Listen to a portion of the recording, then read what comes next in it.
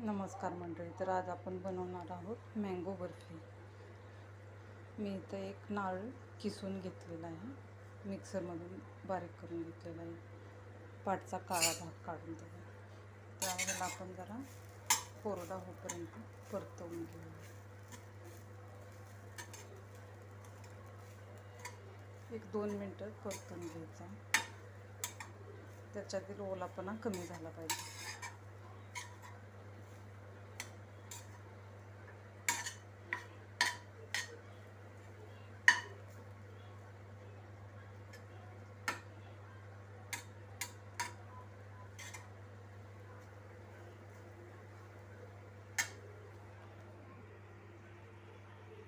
नमस्कार मंडळी. तर आज आपण बनवणार आहोत मँगो बर्फी. मी एक नारळ मिक्सरमधून बारीक करून घेतलेला आहे, त्याचा पातळ काळा भाग जो आहे तो काढून घेतलेला आहे. त्याला एकदम 1 ते 2 मिनटं फक्त परतवून घ्यायचा. असा तेल तूप काही न टाकता, त्याचा ओलसरपणा थोडासा कमी झाला पाहिजे म्हणून.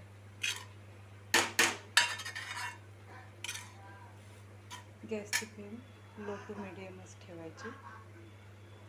आपण याच्यात आता एका आंब्याचा पल्प टाकून घेऊया. मिक्सरमधून मी एक आंबा बारीक करून घेतलेला आहे, पाणी न टाकता. पाहू शकता, एका आंब्याचा पल्प मी याच्यात मिक्स करून घेतलेला आहे, टाकून घेतलेला आहे. चांगलं मिक्स करून घेऊया.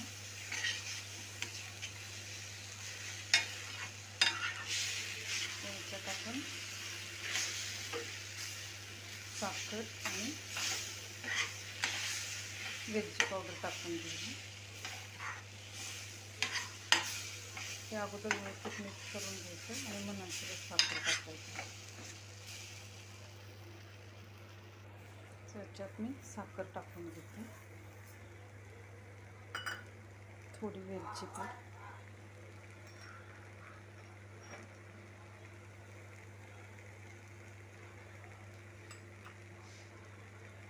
दूध पावडर टाकून घेऊया 2 चमचे. दूध पावडरनं टेस्ट छान लागते.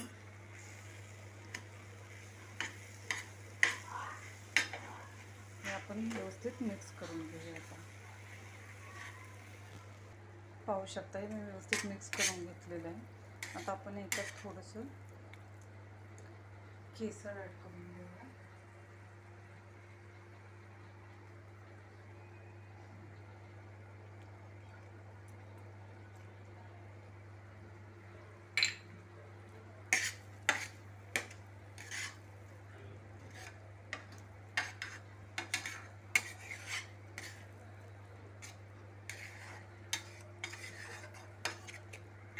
केसर टाकल्यामुळं कलर छान येईल बर्फीला.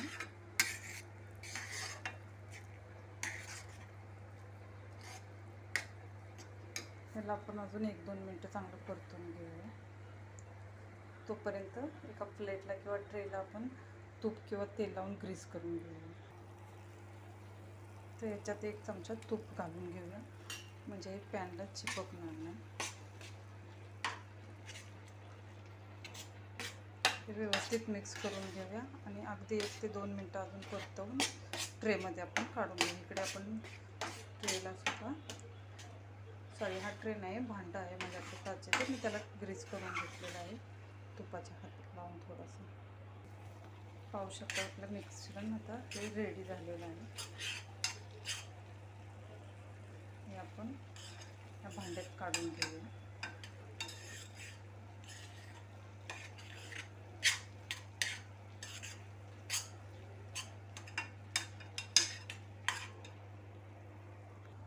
पाहू शकता, हे मी ट्रेमध्ये काढून घेतलेलं आहे.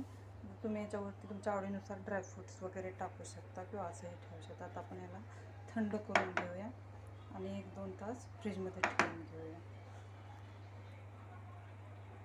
थंड झाल्यानंतर फ्रीजमध्ये ठेवून द्यायचं, खूप गरम आहे आता.